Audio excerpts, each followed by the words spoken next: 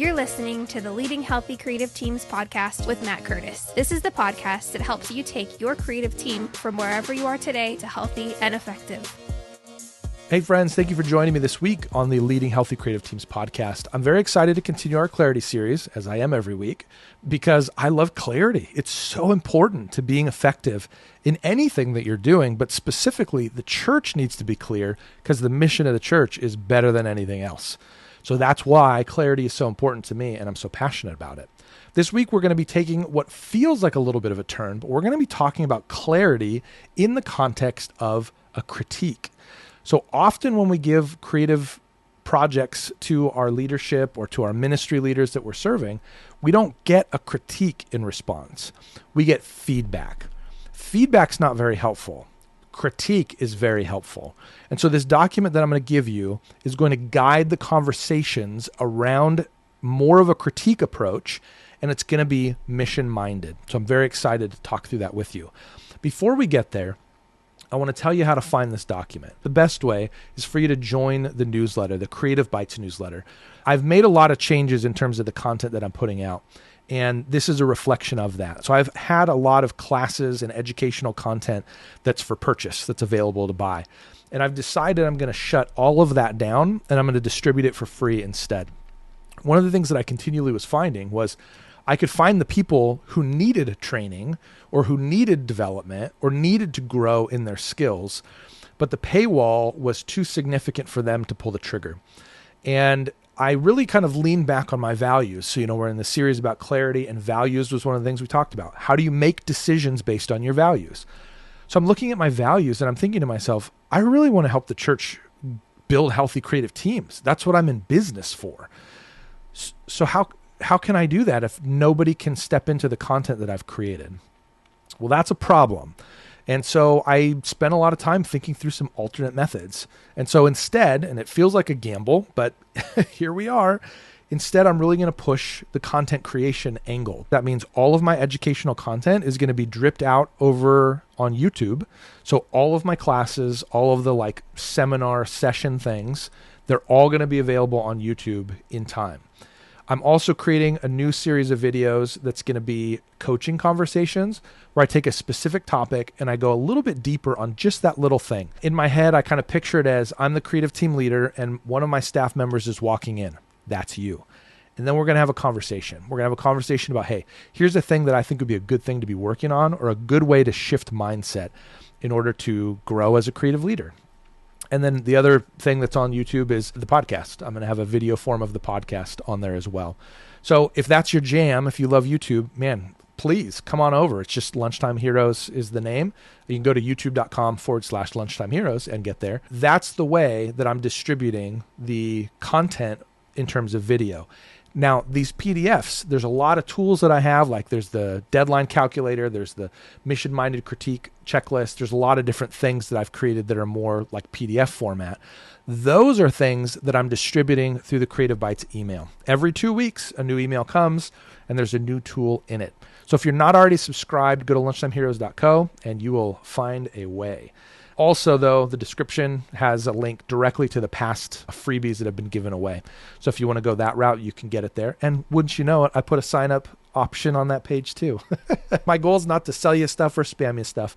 It's to help you get resources that you need to be successful in the role that you're doing, serving the church. So that's genuinely my goal with it. I hope that's helpful.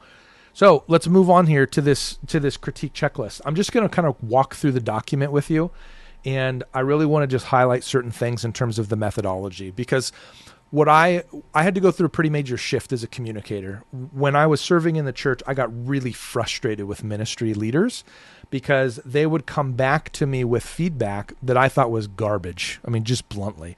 I was like, what do you mean change the font? You don't study fonts. You don't study color theory. And I had this real entitlement attitude where I'm like, I'm the expert here, not you. Now, maybe that resonates with you. Be careful if that's your attitude. And ministry leader, if you're working with somebody who has that attitude, this is probably a piece of why. So in the creative world, we don't operate on feedback. We operate on critique. Critique is born from a clear mission or a clear purpose. What are you trying to do? Who are you trying to reach? That's what we need to know. because then all of the other decisions are framed around those pieces of information. And so that's what this document is really built around. It's built around remembering that we have a clear objective. So here's where we start. What's the project? It's pretty straightforward. I'm sure that's not rocket science. What's the project that we're critiquing here? Okay, now we have two major sections. We have audience and then we have visual hierarchy. Audience is about who are we trying to reach? That's what we're trying to do. We're trying to define that. And so for me, we would often do, men's events, women's events, kids events, students events, different age ranges. I remember a conversation with one of my designers. We were approaching a women's retreat. That was the project that had come in. And so I told her, I said, hey, go to Target because I want to really target the 25 to 45-year-old woman. That's who we're going to target for a women's retreat this year. So I want you to go to Target and go to that trendy aisle. It's kind of like in the middle of that first row. It's like really good, nice stuff, hyper on trend, and sometimes a little bit out of my price range. But go down that aisle and just look around and just see what they're doing. Are they using, recently they had a wreath with lemons on it. Okay, great. Do a wreath with lemons on it. I mean, a lot of times I'll have eucalyptus instead of pine that's actually a thing for Christmas. Use a different type of plant other than the stereotypical pine tree. Great. What tree are they using? Use that if that's relevant to this age group. But Target's targeting that group. So why not learn from them and be able to target that group similarly? What we're doing here is we're answering overtly, who is it that I'm designing this for? So if I did, light ribbons and flowers for a men's retreat, that would be pretty obvious that doesn't make sense, right? There would be dissonance there. Be like, why? That's not the right way to target men. Men won't be interested in that.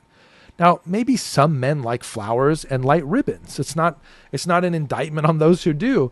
It's just that's a weird way to go about approaching this problem. We need to define who specifically we're trying to reach so that we can understand the visual language that they speak.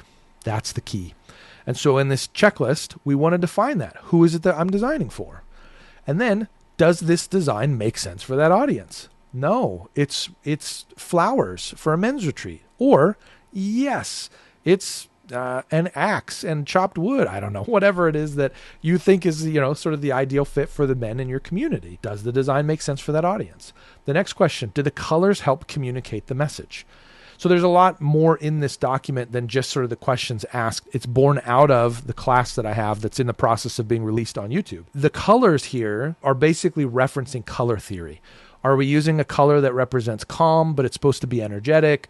That's kind of the conversation that we're having here. And so for the designer, they can be thinking through that question to say, you know what? Yeah, I'm really choosing colors here that move in that direction. So that's audience. There's not a ton. We just need to clarify who they are and if we feel like we're hitting that right. Now we move on to visual hierarchy. Visual hierarchy is basically saying, is the most important stuff the stuff that you see first? Is it the most dominant thing on the page? This is where a lot of young designers make mistakes. They elevate irrelevant content to be the primary thing. I've struggled with this a lot as a photographer because I'm a photographer who's using that image in my design work. What that meant was I had to not be a photographer because the photography wasn't the key. That wasn't the primary driver of the piece. It was the language. It was the event. It was the request or the ask as part of the document, not the photo. And so this is where it becomes tricky for young designers often. I worked real hard on this little element. I want it to be more prominent so people can see it. The way that a boss of mine said it, it really was profound to me. I was laying out a magazine and there was a spread that I really cared a lot about. And he said, if people walk away from the magazine talking more about your design than the article, you've done a bad job.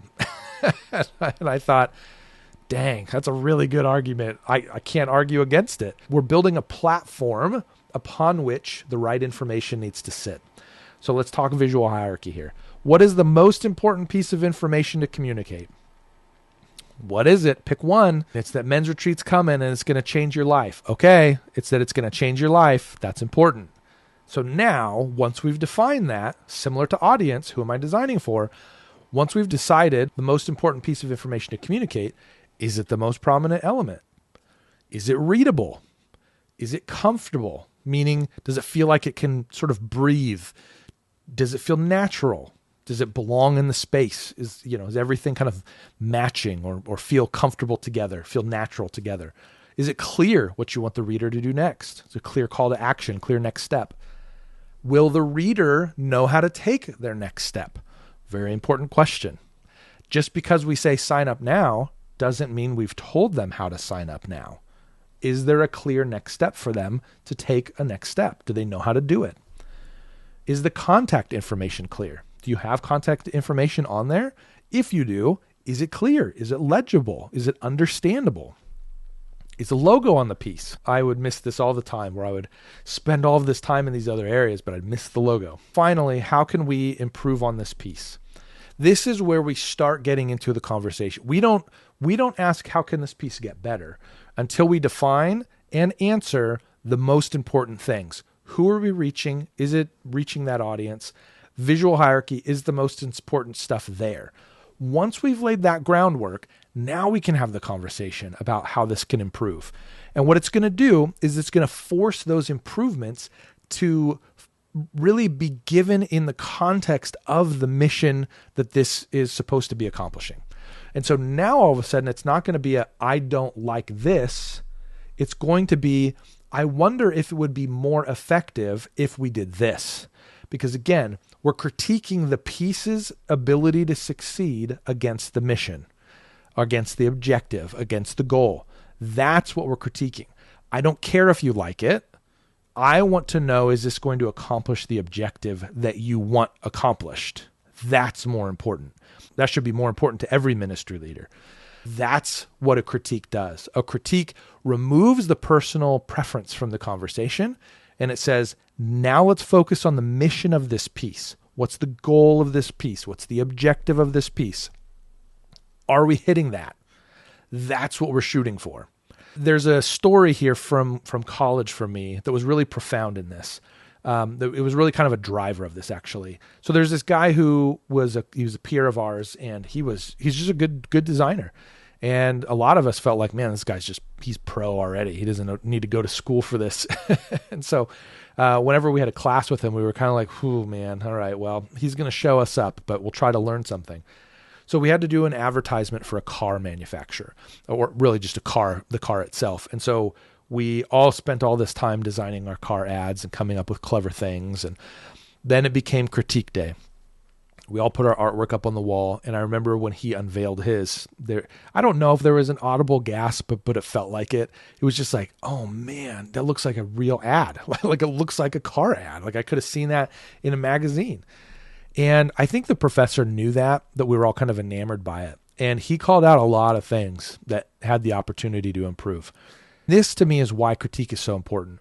We get so enamored with ourselves and the work that we're doing when we don't critique, because we begin drifting toward, I accomplished this. When really what a critique does is a critique says, how is the mission being accomplished? That's what our focus needs to be. Not on our little kingdoms, not on our little empires or our little success stories. We're working towards something far bigger than that. And a critique helps us shift our mindset. And so now it became, instead of me just enamoring this guy's work, it really shifted to, I've learned a lot in this conversation. I've gotten better as a designer and as a communicator because of this conversation. All of us have. That's the power of a critique. The reason that a clear critique is helpful is because it breaks down some of the emotional tension between the ministry leader and the designer. It's a very emotional spot to be in when you've spent time creating work and somebody comes in and just says, I don't like it for my reasons. It's hard to hear that over and over and over again. This is why the formalities of a process critique is so valuable, because it takes the conversation away from an identity conversation and it shifts it towards, how are we doing in accomplishing the mission of this task? As we pursue objectivity, I think we get better in every area of ministry that we have going on in our church. Thanks for listening to this episode of Leading Healthy Creative Teams. This podcast is just one of the ways Lunchtime Heroes helps build healthy creative teams in the church. Stay up to date on the latest by signing up for the Creative Bites email at lunchtimeheroes.co.